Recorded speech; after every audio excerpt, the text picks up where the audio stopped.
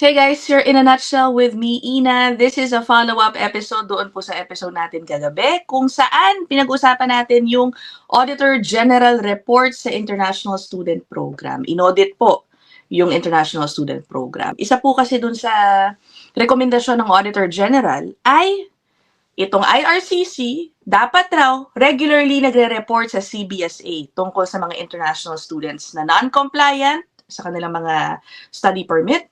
And also, international students na nag-expire na yung mga study permit tapos hindi na nag-apply ng panibago, kumbaga hindi nag-convert into a different permit, which likely means out of status po sila. Isa po yan sa mga gustong gawin ng Auditor General ng IRCC, and the IRCC agreed to this, okay? Why do I think it is important to talk about it again today?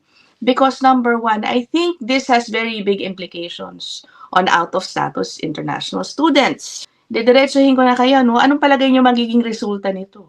What do you think will CBSA do with that information pag sinabihan sila ng IRCC na itong grupo ng estudyante na ito, non-compliant, itong grupo ng mga estudyante na ito, mga former students na ito, nag-expire na yung kanilang mga PGWP and we do not have records of them applying for a different permit or application? What do you think will CBSA do with that? Parang, okay, thank you, noted. I don't think so. Okay. It just means that CBSA will look into these cases, and if indeed talagang sila ay out of status, then they could use their resources to pursue them. Pursue them and possibly enforce removals para sa mga ito.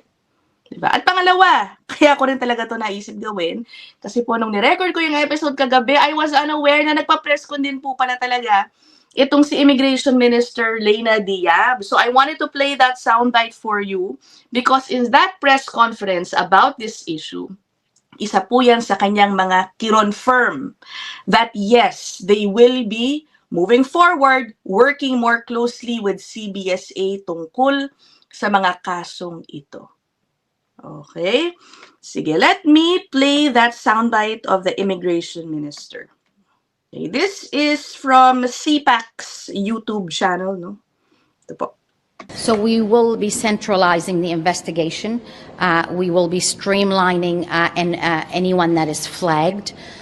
We will be doing more reporting, and we will be information sharing with CBSA of any students that are not compliant or that are not currently students. I do want to remind people, though, the vast majority of international students are good people. They are here to contribute and get a good education. They contribute to our economy, to our local fabric. We are talking about a small percentage of students that were non-compliant. We accept the Auditor General's report. We will definitely do better.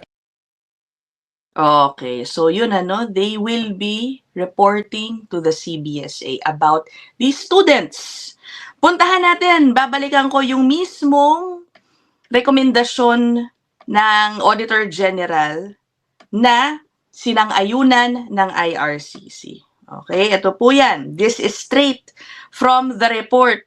Okay, screen grab ko na rin. Ako po ang nag-highlight niyan. O, basahin natin. Una, yung yellow highlight sa bandang taas, ito po kasi yung finding niya.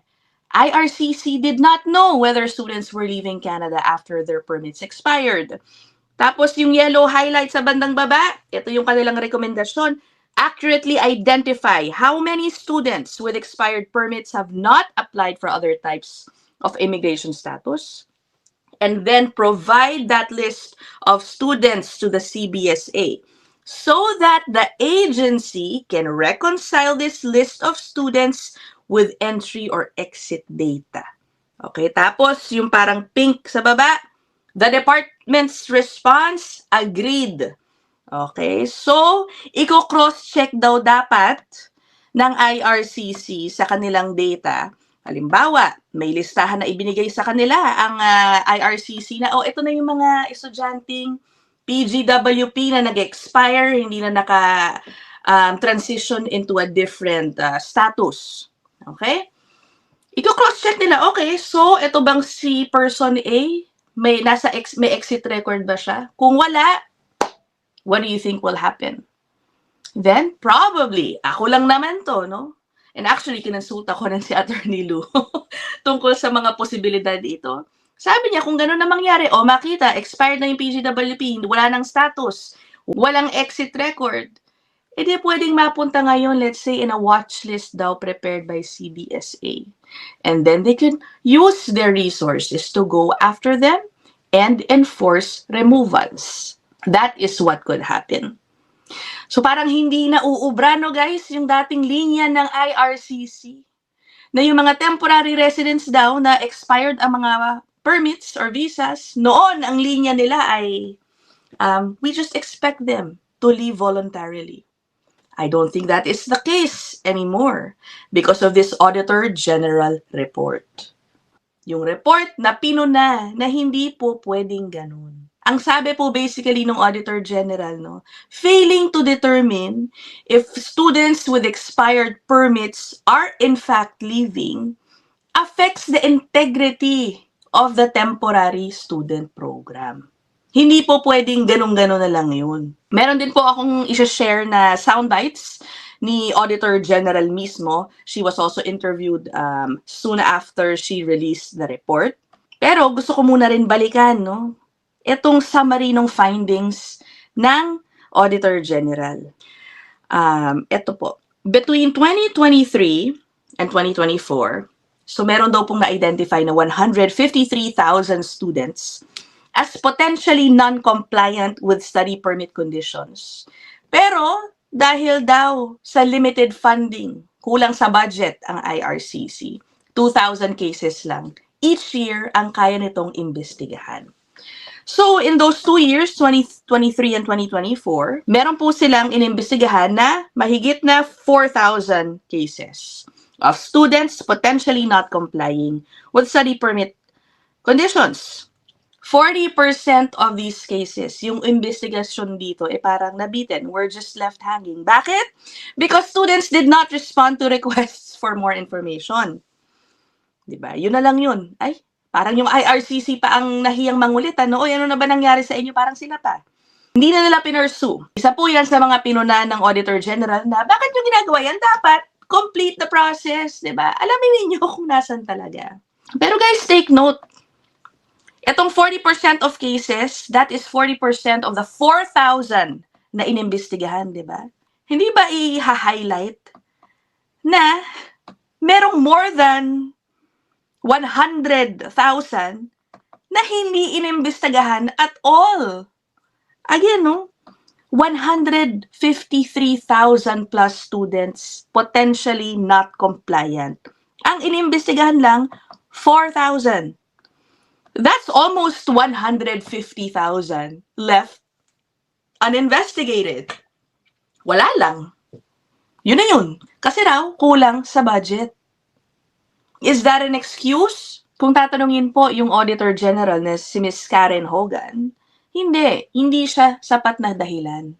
Let me play this. This is Ms. Hogan's media interview after her press conference. No? Does it need to be funded more, or is there something else that can be done to ensure the integrity of the international student program? Well, I think I would start by saying there's a lot of information that the Immigration Department has that they're just not acting on. So I would expect that they're going to use the resources they have effectively first, and then decide whether or not they need more resources in order to be able to tackle what's been flagged. It's not just students potentially not complying, it's cases of potential fraudulent documentation or misrepresentation, or even following up on students whose permits have expired to see whether or not they've left the country. All of that needs to be acted on. So do that effectively and then see if you need more resources. Yan. Okay. Again, ang sabi ni Leyna Diab, the Immigration Minister, yes, they will do it. So what could that also mean? I think the Immigration Minister will now be pushed to go back to all those pending cases, including those na mga hindi man lang nilang inumpisahang imbestigahan yung mahigit 100,000. And nung tinanong po si Ms. Leyna Diab tungkol dyan sa press con kahapon, ang tono niya ay mukhang iimbestigahan na po lahat. Maging yung tens of thousands, more than 100,000 na hindi at all man lang inimbestigahan. Okay, ito po yung soundbite na yan. I-share ko, hindi ko pala na-cut earlier, pero ipi-play ko na lang for you guys. How can you repeat over and over again to Canadians that this is a small percentage of troubling cases when right there it says 153,000 cases and your government was only able to investigate 4,000? What message does that send to Canadians who are concerned about the potentially tens of thousands of other problematic cases? So we will improve and centralize investigation, and we will improve investigating those cases that are flagged. We thank the Auditor General for her report. As I said, it covers an 18-month period of a 4.5-year system that we are doing. Prior to this period, you have to remember international students as well as any non-permanent residents. There were no targets for them, and the system needed control, and that's exactly what was started in 2024 to control the numbers, to flag what is happening. Yes, go ahead. So there, that's clear. Magkakaroon na raw ng centralized system to look at all these cases. Yung more than 150,000. Okay. O sige, in closing na lang, meron pa akong isang play ulit. Kinat ko rin yung soundbite ulit ni Auditor General stressing what they want to happen between IRCC and CBSA. Kasi nga, isa po sa naging findings nila, parang bakit hindi kayo nag-uusap tungkol sa datos na ito? Ito po yan. Well, and as I said at the beginning, I think there's thousands of students who are here very legitimately. So it really is about taking action on those where you have concerns that are raised, right? And there's many tools in the toolkit of the Immigration Department that they could use. You could flag it in a file in case there's another application. You could cancel a permit and then let the Canada Border Services Agency know so that together the two departments can take what action is needed. But we weren't seeing that, right? We were seeing a lack of collaboration and sharing of information between two departments that play a crucial role in making sure the international student program integrity is maintained. Oh, ayun no. Ang gusto nila, makita itong dalawang ahensya na to working together about these cases, okay? International students who are not compliant, possibly out of status, work together so they can take action. What action do you think is that? Diba? If they are out of status, if they are non-compliant, I think ito, yung nasa title natin, no? They will be pursued and possibly, likely, will be removed. Okay, so that is it for this episode. Let me know your thoughts about this in the comment section. I will end this episode here. I'll see you guys in the next one. Bye!